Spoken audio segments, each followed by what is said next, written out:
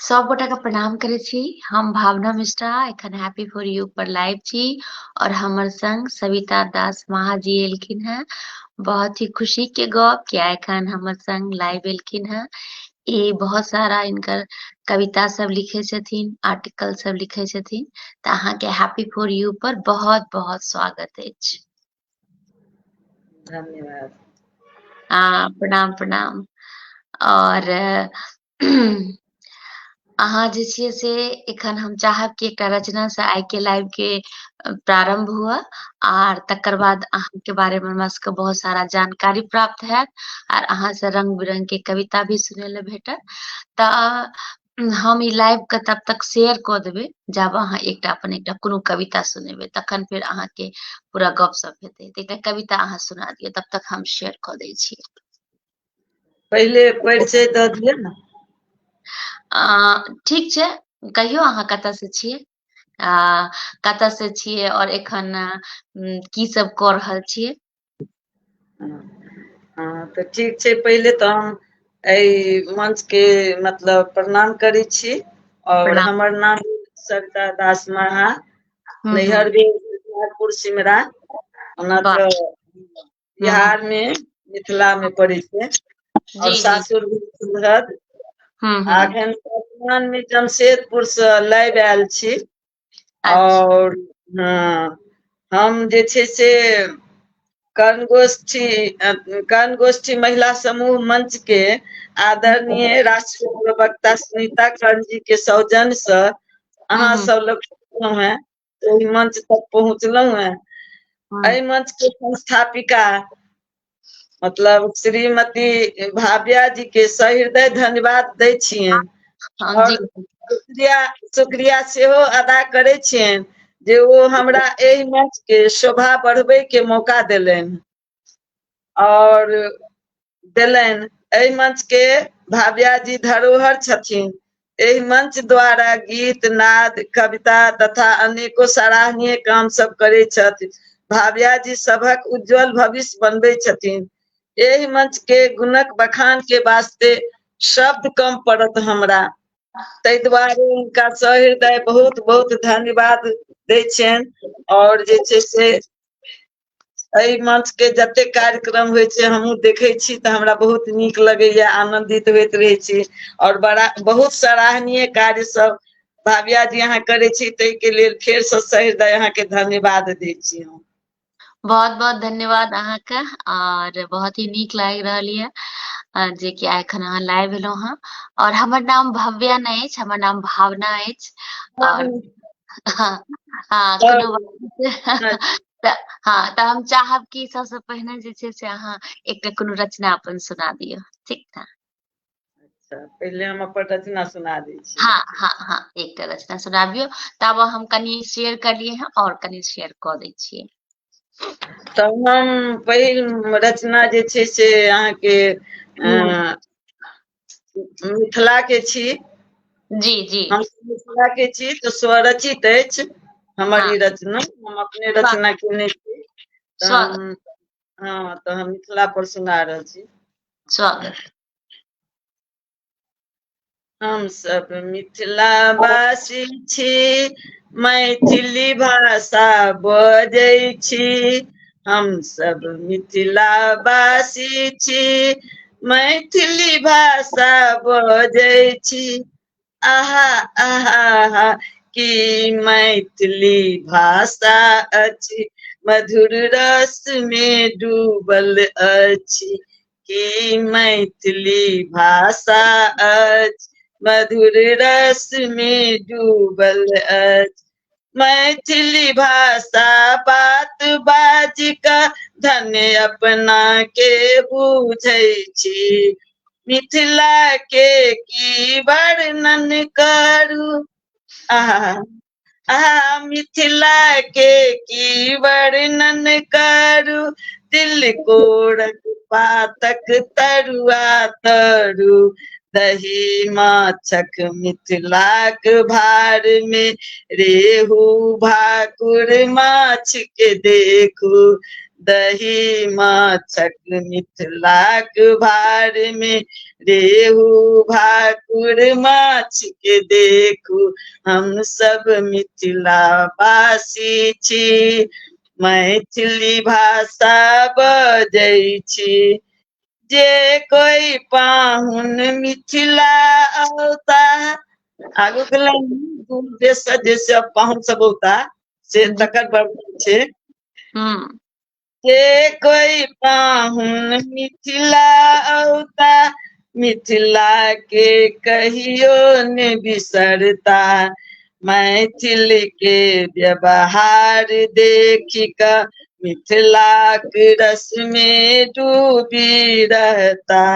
मिथिलाक रस में डूबल रहता।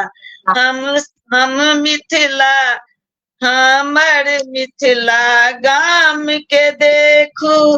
हमर मिथिला गाम के देखू, सुंदर सुंदर वर्णन सुनू। हमर मिथिला गाम के देखू, सुंदर सुंदर वर्णन सुनू। पूर्णिक पत्ता किछु ठर पत्ता, ओहि में कमलक फूल फुलायल देखू। कोशी कमला और सिमरिया, कोशी कमला और सिमरिया, सिमरिया के नामी अछि पुलिया। सिमरिया में स्नान करू, पूर्वज के उद्धार करू। सिमरिया में स्नान करू, पूर्वज के उद्धार करू। रचना कैलनि सविता दास, मिथिला के किछु खास बात। रचना कैलनि सविता दास, मिथिला के किछु खास बात। श्यामा माई के दर्शन करू, जीवन भरि प्रसन्न रहू। श्यामा माई के दर्शन करू, जीवन भरि प्रसन्न रहू। हम सब मिथिला वासी छी, मैथिली भाषा बजै छी। हाँ, मैथिली भाषा बजै छी। धन्यवाद। बहुत ही सुंदर, बहुत ही नीक, और बहुत ही नीक लागि रहल ये। निशा झा दीदी जुड़ल छथि, लिख रहल छथिन बहुत बहुत स्वागत अछि दुनू गोटा के। रूबी राकेश जी सेहो जुड़ल छथि, ओहो लिख रहल छथि स्वागत अछि। और राजेश कुमार सिंह जी सेहो जुड़ल छथि, ओहो लिख रहल छथि अहाँ दुनू गोटा के स्वागत अछि। बहुत गोटा जुड़ल छथि, सब गोटा के बहुत बहुत धन्यवाद देबै। बहुत ही नीक लागि रहल ये कि अहाँ सब हमर सबके संग जुड़ल छी। और ई मंच जी हैप्पी फॉर यू, एहिमे सब गोटा के जे छै से सब तरह के लोग आबै छथिन। और एखन सविता दास महा एलखिन हेँ, बहुत दिन से लिखे छथिन, और जे छै से बेसी मंच पर ई नहि जा पाबै छथिन एखन, लेकिन जाइ छथिन ई विभिन्न विभिन्न मंच पर। तऽ एखन हैप्पी फॉर यू पर एलखिन हेँ, ताहि लेल हिनका बहुत बहुत हम धन्यवाद दै छियै। तऽ हम चाहब कि एकटा आर अहाँ रचना जे छै से हमरा सबके सुना दिअ। हम जे छै से शेयर बहुत जगह कऽ देलियै हैं, और भी लोग सब बहुत गोटे शेयर करलखिन हैं। तऽ अहाँ जे छै एकटा आर रचना सुनाबियौ। एकटा हिंदी में हम सुना रहल छी। हाँ, हमरे लिखल अछि, रचना अछि हमरे कैल, और जी जी हिंदी में धरती माँ पर में। मतलब ठीक है। धरती माँ जे छथिन कतेक बर्दाश्त करै छथिन, तहिना आदमी के अपना जीवन में जे छै से उतारक चाही। तो जी वएह सोच के हम ई रचना केने छी। हम्म, और सब सुने जाए और जी ठीक। बिल्कुल, स्वागत स्वागत, सुनाबियौ। धरती माँ की बात निराली, धरती माँ की बात निराली, कितनी प्यारी कितनी न्यारी। वाह, धरती माँ की बात निराली, कितनी प्यारी कितनी न्यारी। सबकी माँ कहलाती है, भार सभी का सहती है। वाह सबकी माँ कहलाती है, भार सभी का सहती है। चाहे कोई मलमूत्र करे, चाहे कोई मलमूत्र करे, चाहे कीर्तन भजन करे, चाहे कोई मलमूत्र करे, चाहे कीर्तन भजन करे, सब में खुश वो रहती है, धरती माँ कहलाती है। वाह सब में वाह कहलाती है, धरती माँ कहलाती है। सारे दुख सह लेती है, सारे दुख सह लेती है, किसी से कुछ नहीं कहती है। सारे दुख सह लेती है, किसी से कुछ नहीं कहती है। सबको एक समान समझकर, दुनिया को समझा समझाकर, सब पर प्यार लुटाती है, सबकी माँ कहलाती है। वाह सब पर प्यार लुटाती है, सबकी माँ कहलाती है। धरती माँ की धैर्य से सीखो, धरती माँ की धैर्य से सीखो, एकता को कभी न छोड़ो। माँ की मान रखो, माँ की मान रखो रे प्राणी, तुम सब हो खुद कितने ज्ञानी। माँ की मान रखो रे प्राणी, तुम सब हो खुद कितने ज्ञानी। किसी को दुख नहीं माँ देती, सबको अपने में समेट कर साथ में लेकर चलती है, धरती माँ कहलाती है। वाह सबको साथ में लेकर चलती है, धरती माँ कहलाती है। जब हम बच्चे अधीर हो जाते, जब हम बच्चे अधीर हो जाते, माँ के आंचल में छिप जाते। वाह जब हम बच्चे अधीर हो जाते, माँ के आंचल में छिप जाते, गोदी में माँ लेती है, सीने से लगा लेती है। वाह गोदी में माँ लेती है, सीने से लगा लेती है। अपने में समा लेती है, प्यार से हमें सुला देती है। वाह अपने में समा लेती है, प्यार से हमें सुला देती है। सविता दास की रचना कहती, धरती माँ सबों की सहती। हम सब भी सम्मान करें, धरती माँ से प्यार करें। हम वाह सब भी सम्मान करें, धरती माँ से प्यार करें। जय हिंद। बहुत ही सुंदर, बहुत ही नीक अहाँ के रचना। अपन सबके साथ अरुण कुमार कर्ण जी भी जुड़ गेला हैं। लिखा छै बहुत बहुत स्वागत। आदरणीय सविता जी एवं आदरणीय भावना जी, बहुत बहुत धन्यवाद अपने का। राजन कुमारी दीदी भी जुड़ गेली हैं, लिख रहा छै वाह वाह बहुत सुंदर। निशा दीदी लिख रहा छै शानदार। और चंदा वर्मा लिख रहा छै स्वागत इस दुनू गोटा के, तो सब गोटा के बहुत बहुत धन्यवाद देवे। तो हम चाहब हाँ बिल्कुल हम कर रहल छथि, प्रोत्साहन बढ़ा रहल छथि, बहुत बहुत धन्यवाद। बिल्कुल बहुत बहुत धन्यवाद सब गोटा का। तो हम चाहब जे कनिटा अहाँ अपना बारे में बताबतियै कि अहाँ के पढ़ाई लिखाई केना भेलै और केना अहाँ लिखब शुरू करलियै। हमरा सबके जमाना में जी पढ़ाई लिखाई के ओते महत्व नहीं रहे। जी हाँ, जी जखन हमर सबके मतलब जन्म रहे, पढ़ाई लिखाई के ओते महत्व नहीं रहे। जखन हम तीसरा पास केलहुँ तो हमर बाबा कहलखिन जे चिट्ठी आबि गेलनि, आब आगू नहीं पढ़थिन। अच्छा हम बहुत हमर बाबूजी रहे जनकपुर में, जनकपुर से एलखिन तो कानऽ लगलिए। तो हमर दादी के आगू तो गामे के स्कूल रहे छलिए पहले, बाहर जाके देहात में रहे छलिए, तो ओके लोग फिर बाबा हमरा मतलब गामे के स्कूल में चौथा से सातवां तक के मिडिल स्कूल रहे, तक पढ़लहुँ। बच्चे में बियाह भ जाइ छलिए। सातवीं पास केला के बाद जे छै से विवाह भ गेल।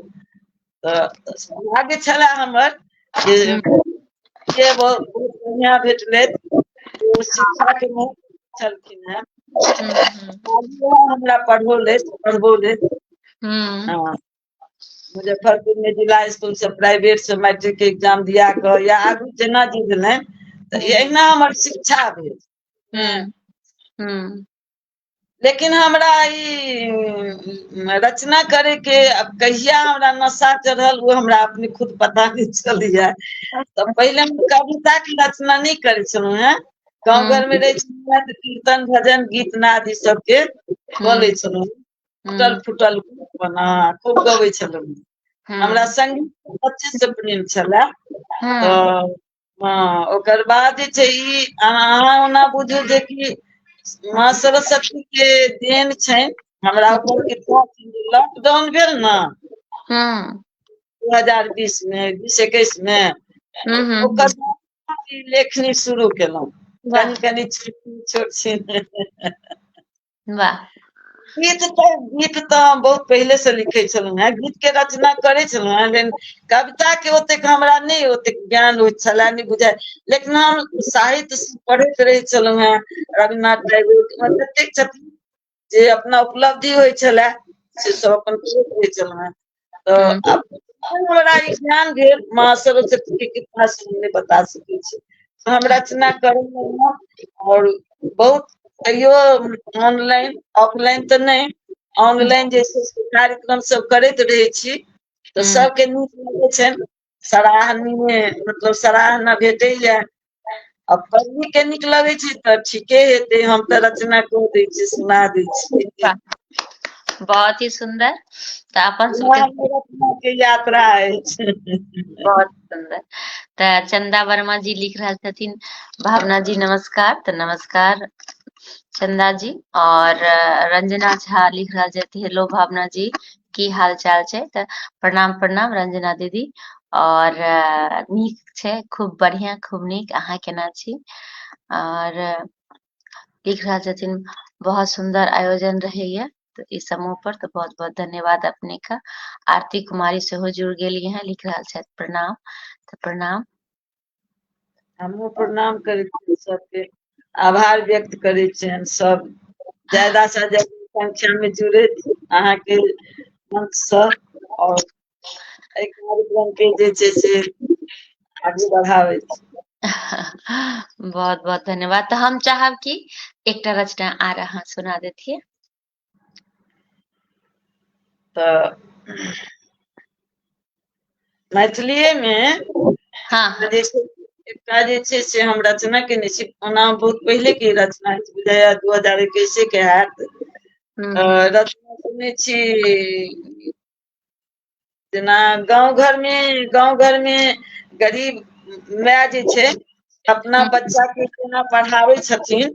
पहले अपना बेटा के पढ़ा के सरकारी नौकरी के आशा में, नौकरी के तो दिक्कत रहे छै आइ काल्हि लोग के, तो बच्चा कहने था जे कि हम बाहर जाब नौकरी करे ला। एही के मतलब दृष्टिकोण से एकटा मैथिली में हम रचना केने छी, अहाँ सबके गाय सुना रहल छी। सब सबके माय पकौलनी गहूमक सोहारी, माय पकौलनी गहूमक सोहारी, रन्हलनी साग खेसारी हे।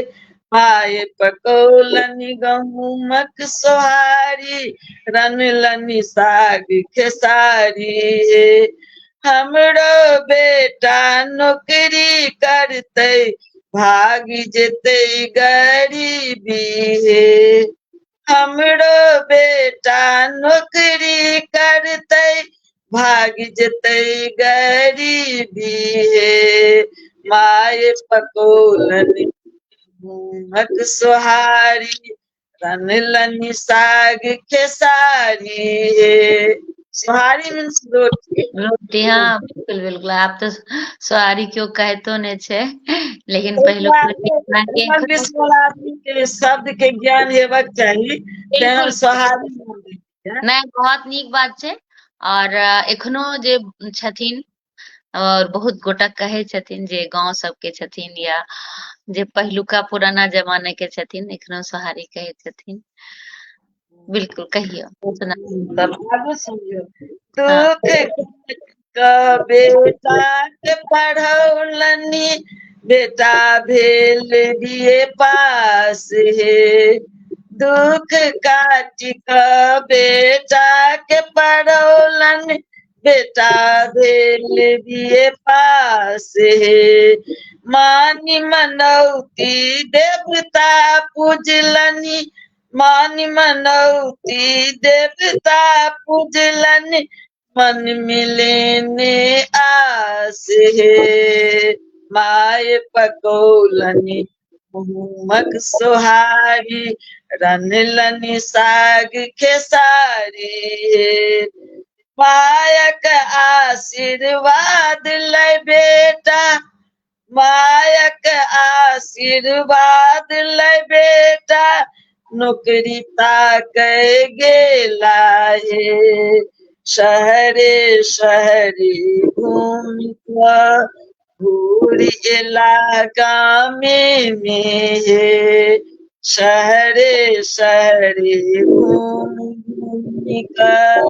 घूरी एला गामे हे ओकरा बाद जे छै से माय बेटा के सांत्वना दै छथिन नहीं भेटलो नौकरी तो निराश नहीं हो आ तू हमर बात सुन माय कहल बेटा के सुन माय कहल बेटा के सुन पढ़ा लिखा हम देलहु रे गामक माटी सबसे सुंदर छोड़ू नौकरी सरकारी है गामक माटी सबसे सुंदर छोड़ू नौकरी सरकारी है माय बेटा दुनू मिल गेला माय बेटा दुनू मिल गेला कैलनी खेती बाड़ी है कैलनी खेती बाड़ी है कहती सविता भागल गरीबी कहती सविता भागल गरीबी यह थिक गामक माटी हे यह थिक गामक माटी आए पकौलन मक सोहारी रनलनी साग खेसारी रनलनी साग खेसारी धन्यवाद। बहुत ही सुंदर बहुत ही नीक और अपन के संग राजीव लांबा जी और राम बाबू ठाकुर जी राजन कुमारी दीदी ममता दास जी बहुत गोटा सब जुड़ल छथि बहुत सारा कमेंट्स आबि रहल ये ममता दास लिख रहल छथि बहुत धन्यवाद दै छियनि और अंत तक जुड़ल रहैत हमरा प्रोत्साहित करैत रहैत या आग्रह सबके और धन्यवाद दै छी। बिल्कुल बिल्कुल तो हम चाहब जे एकटा रचना आर अहाँ सुना देतियै सुनीता कर्ण जी भी जुड़ गेली हैं लिख रहल छथि वेलकम हुनके सौजन से बहुत मदद लोग के करे छथिन आगू बढ़ने में बहुत पैघ हाथ हुनकर रहै छनि और तहिना अहूँके अछि भावना जी आ भाविया ने कह भावना जी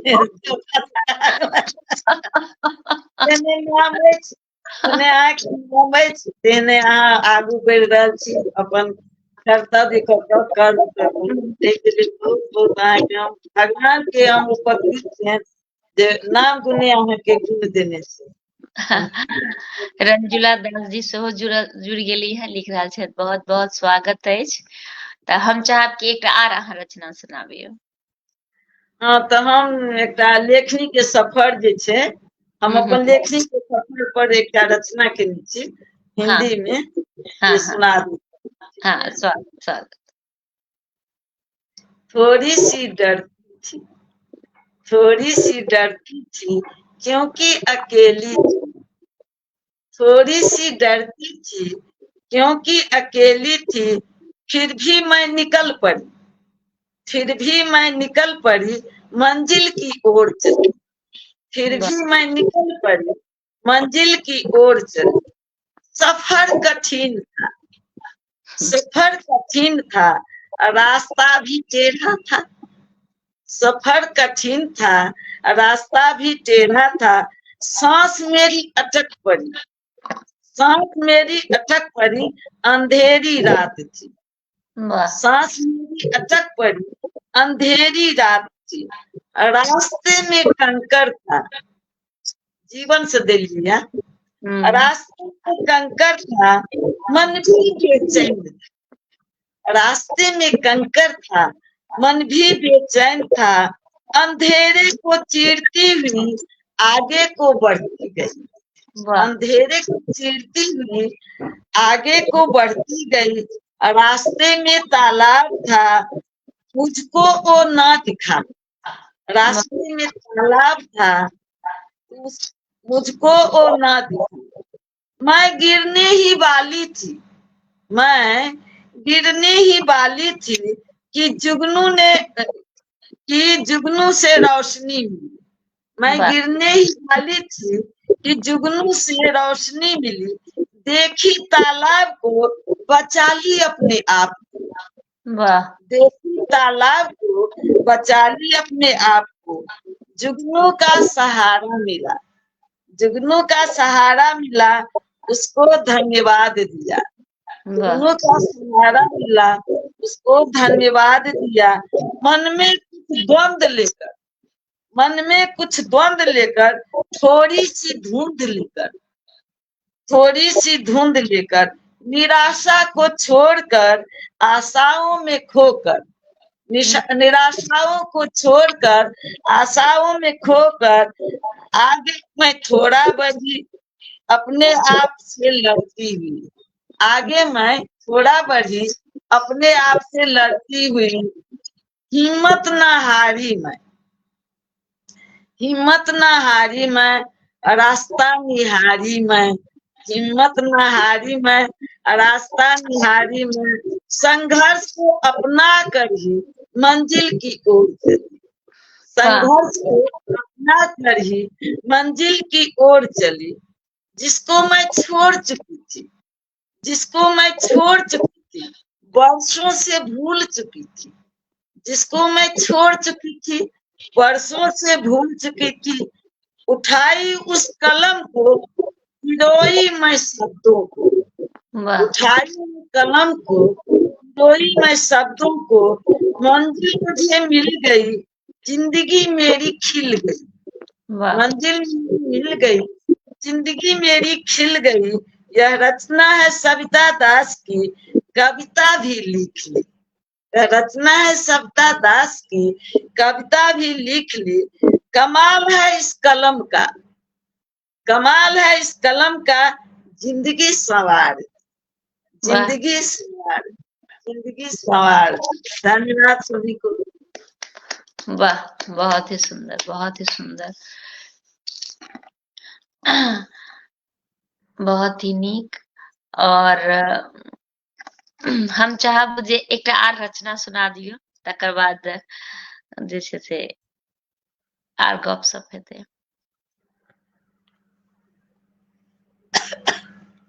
एकटा जे छै रचना केने छियै तऽ ओकरा नाम लोकगीत संज्ञा देने छियै।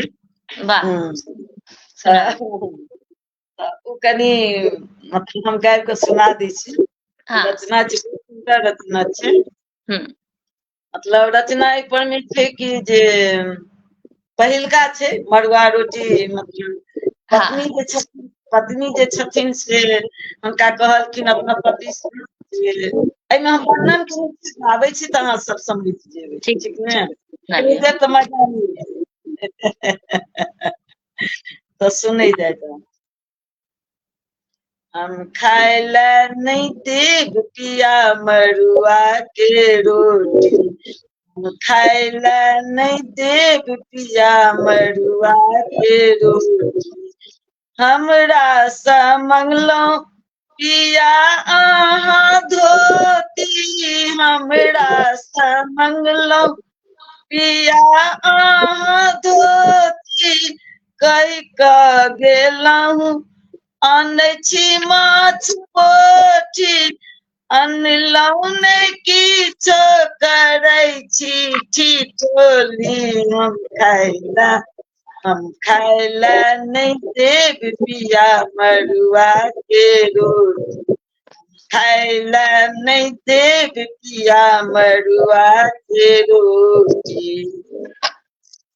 काम धाम छोड़ कर गाम में बैसल छी नरहेर जे सौसे घूमै छी काम धाम छोड़ कर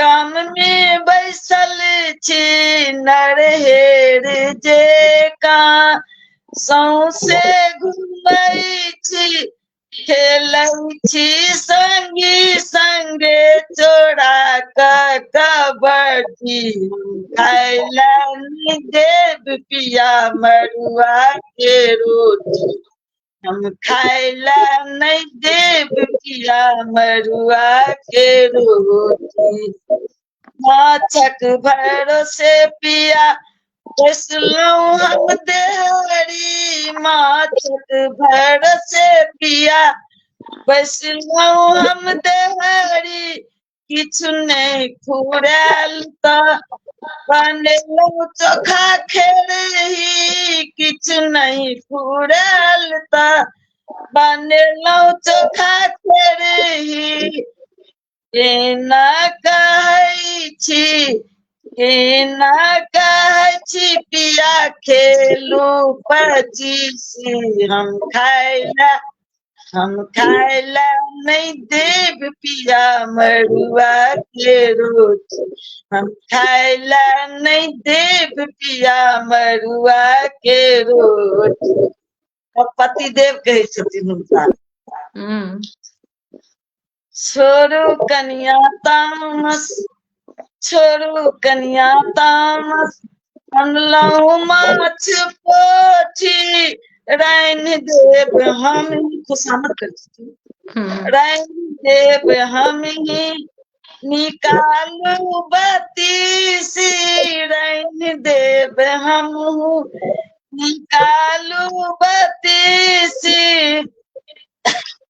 चलू दोनों मिलकर चलू दोनों मिलकर खेबै मरुआ के रोटी खाइला नहीं देव पिया मरुआ के रोटी हम खाइला नहीं देव पिया मरुआ के रोटी सविता कहै छथि सुनू नहीं लक्ष्मीनिया सविता कहै छथि सुनू नहीं लक्ष्मीनिया हंसू हंसू हंसू हंसू अब कनिया थालिया दोनों मिलकर थालिया दोनों मिलकर अब मरुआ के रोटी रजरौले रहू धुनु प्रेम के ज्योति जरौले रहू धुनु प्रेम के ज्योति हम खाइला नहीं देव पिया मरुआ के रोटी हम खाइला नहीं देव पिया मरुआ के रोटी सुंदर बहुत ही सुंदर पहिना गरीब लोग मरुआ के रोटी खाइत रहे आब जे संपन्न लोग छै से मरुआ के रोटी खाय छै कियाकि में हीमोग्लोबिन बहुत ज्यादा होय छै और बहुत सारा चीज होय छै जे फायदा करे छै नीक करे छै ते कारण से तो बहुत ही सुंदर अहाँ के रचना और परमेश्वर झा जी लिख रहल छथिन कि काकी कोन गाम के छै एक बेर गाम के नाम फेर से कह दियौ कनी बिहार मिथिला में झंझारपुर सिमरा नैहर भेल आ सासुर सरहद भेल। हाँ बिल्कुल बहुत ही सुंदर और शकुंतला भास्कर लिखे वाह अति सुंदर आशीष अकिंचन जी लिख रहल छथि वाह पुराना जमाना के गीत प्रीत गीत बहुत सुंदर और कनिए सब लिख दै छियै कि एकटा ई सब शब्द सब जे छै धरोहर छै ने, आबे वाला बच्चा सब जे छै जेनरेशन सब तऽ बुझते नहि, तऽ किछु ज्ञान हेबाक चाही जे पहिलका जमाना में की कहल जाइ छलै, कोन शब्द के की अर्थ होइ छै तऽ ओहि ख्याल से ई सब कनि मनि लिख लै छियै हम। बहुत ही सुंदर, बहुत ही नीक लिखे छी दीदी।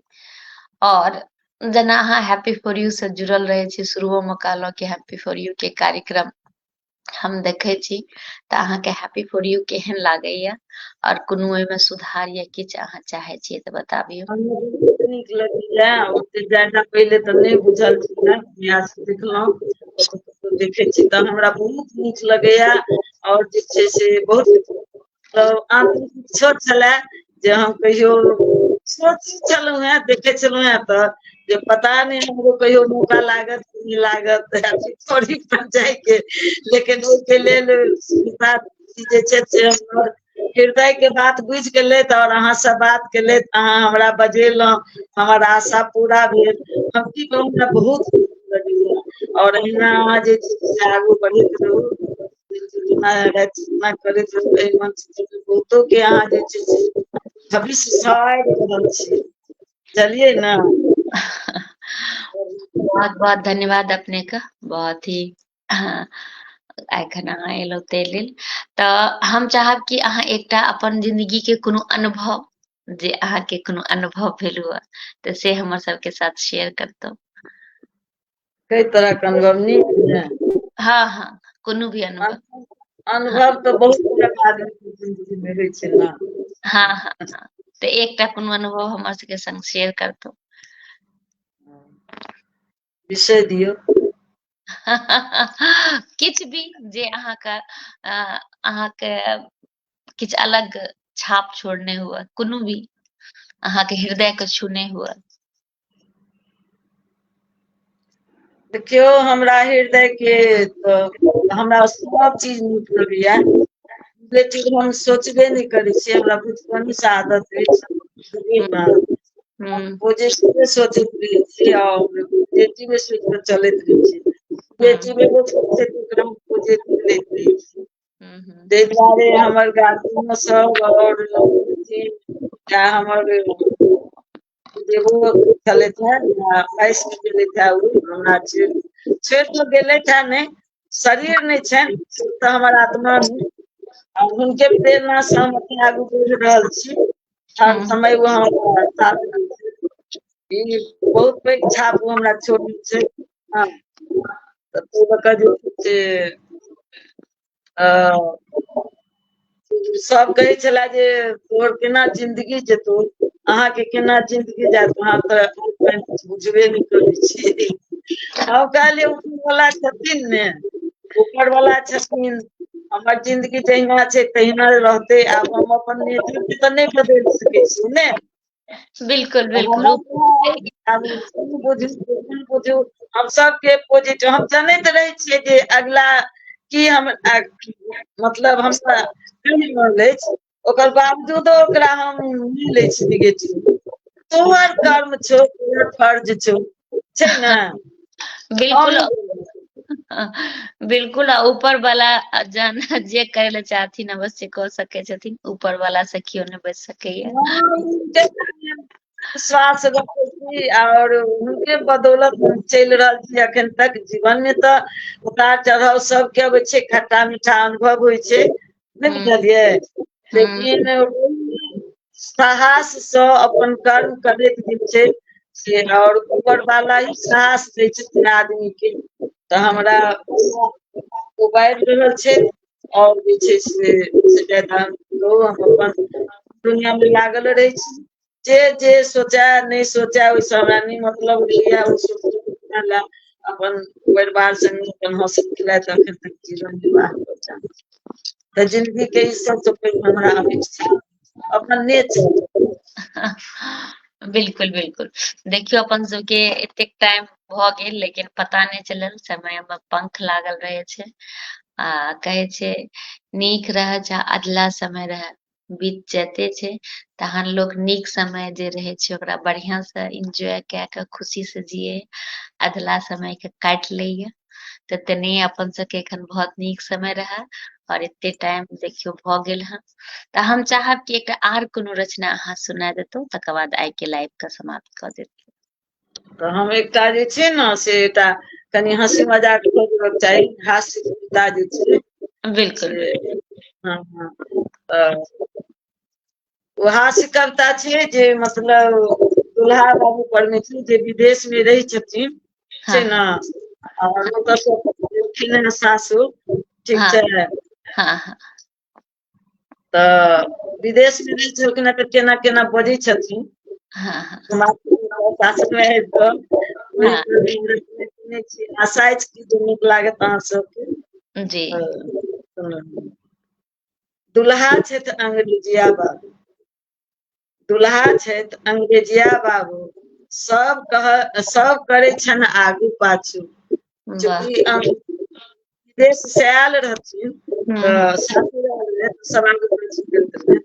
हम्म दुल्हा छथि अंग्रेजिया बाबू, सब करै छनि आगू पाछू, रहै छथि विदेश में आयल छथि स्वदेश में, वाह रहै छथि विदेश में आयल छथि स्वदेश में, कारण कनिया गामक छनि, कारण कनिया गामक छनि, तें दुल्हा के आबे पड़लनि, वाह तें दुल्हा के आबे पड़लनि।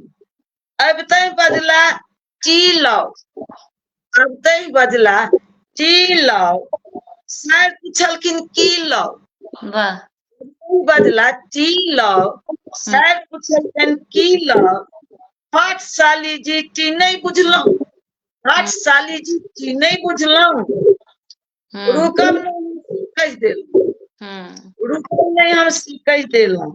हम्म दुल्हा उठला हुमैच कऽ, हम्म दुल्हा उठला हुमैच कऽ, हम्म पैंट खसलनि पसैर कऽ, दुल्हा हम्म उठलनि हुमैच कऽ, पैंट खसलनि ससैर कऽ, दुल्हा बाबू भेलाह अवाक, व्हाट नीक स्वीट हार्ट, हम्म दुल्हा बाबू भेलाह अवाक, व्हाट हुआ स्वीट हार्ट, कनिया छलखिन बड़ बुधियरि, हम्म कनिया छलखिन बड़ बुधियरि, कहि देलखिन हाट मिठाई, हम्म कनिया छलखिन बड़ बुधियरि, कहि देलखिन व्हाट निखारि, हे यौ दुल्हा व्हाट के छोड़ू, हे यौ दुल्हा व्हाट के छोड़ू, अंग्रेजिया बाबू अहाँ नहि बनू, हम्म हे यौ दुल्हा व्हाट के छोड़ू, अंग्रेजिया बाबू अहाँ नहि बनू, जे छी अहाँ सएह रहू, दोसर के नहीं नकल करू,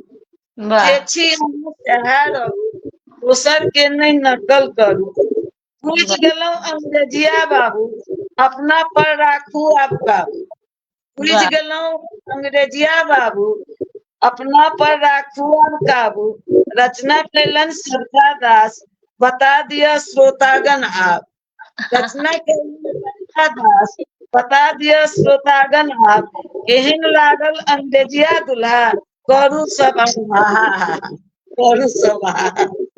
वाह बहुत बहुत ही सुंदर, बहुत ही नीक। अपना सबके संग रंजू अजय मिश्रा जी सेहो जुड़ गेला हैं, बहुत सुंदर लिख रहल छथि, और निशा दीदी भी लिख रहल छथि बहुत सुंदर, शकुंतला भास्कर लिख रहल छथि हार्दिक आभार दीदी, रूपम लिख रहल छथि बहुत सुंदर, और निशा झा दीदी भी लिख रहल छथि बहुत सुंदर। तऽ जुड़ल छथि, जे बाद में भी जुड़ता, सब गोटा के हम बहुत बहुत धन्यवाद देबै। और अहाँ हैप्पी फॉर यू पर एलहुं, तैयो लेल अहूँके भी बहुत बहुत धन्यवाद कि अहाँ हैप्पी फॉर यू पर एलहुं और एतेक नीक नीक रचना हमरा सबके सुनेलहुँ। तऽ एही के साथ हम चाहब कि आइ के कार्यक्रम के समाप्त करी। जते गोटा जुड़लहुँ हैं, जे बाद में भी जुड़ब, और जे एखन देख रहल छी, सब गोटा के हम हृदय से आभार व्यक्त करे छी। एनाहिए अहाँ हैप्पी फॉर यू के अपन स्नेह और अपन जे छै से मोटिवेट करैत रहियो। और हैप्पी फॉर यू पर हर बृहस्पति के साँझ में 5 बजे काव्य धारा होइत अछि, और एखन दीदी एलखिन हैं तऽ बहुत ही नीक लागि रहल ये। और बस हमर एकटा छोट सन के प्रयास अछि और अहाँ सबके सहयोग यऽ।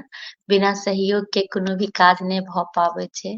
तऽ अहाँ सब बहुत बहुत जे छै से सहयोग करै छी और एहि लेल हमरा बहुत प्रसन्नता भेटैत रहैया, जे कारण से हम मोटिवेट भए कऽ जे किछु भी कऽ पाबि रहल छी अहाँ सबके पूर्ण सहयोग अछि ताहि कारण से। और एही के साथ दीदी आइ के कार्यक्रम समाप्त करै छी। सबगोटा के प्रणाम करै छी। जय मिथिला, जय मैथिली, सबगोटा के प्रणाम। अहूँके धन्यवाद और प्रणाम करै छी।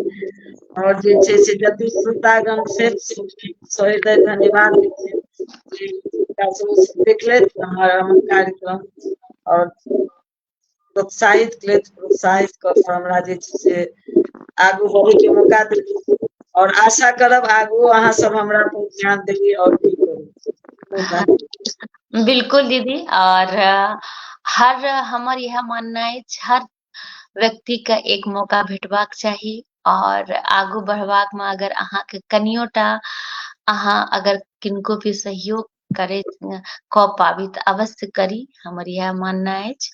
और इएह सबसे बढ़िया छै हमर मानना अछि। और एही के साथ आइ के कार्यक्रम का हम समाप्त करै छी। सबगोटा के प्रणाम करै छी। जय मैथिली, जय मैथिली, जय मिथिला, प्रणाम।